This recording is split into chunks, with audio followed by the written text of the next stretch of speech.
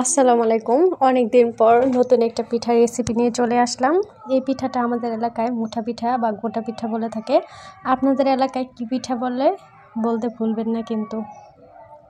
চালের গুঁড়িগুলি ভালো করে প্রথমে ভেজে নিচ্ছি, তারপর লবণ দিয়ে ভালো করে একটু মিক্সড করে নেব। হালকা গরমের থেকে একটু বেশি গরম এরকম পানি দিয়ে পিঠার ডোটা তৈরি করে নিচ্ছি। রাইস কুকারে পানি গরম দিয়ে দিছি।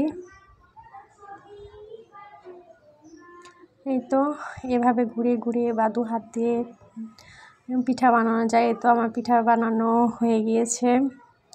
এটার ভিতরে নারিকেলও দিতে পারেন বা গুঁড়ো দিতে পারেন। আমি কিছু দিইনি, কারণ আমি এটা গরুর মাংস বা ভর্তা দিয়ে খাবো।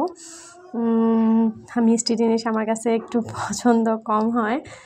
তো বেগুন ভর্তা বা গরুর মাংস দিয়ে খেলে অসাধারণ টেস্ট। দেখেন এই তো তৈরি হয়ে গেলে একদম সহজ রেসিপিতে পিঠা, তাই না? এবং খরচও কম অনেক। তো এভাবে পিঠা বানালে তো খুব ভালোই হয়, তাই না? তো এটা আপনাদের এলাকায় কী পিঠা বলে কমেন্ট করে জানাতে ভুলবেন না।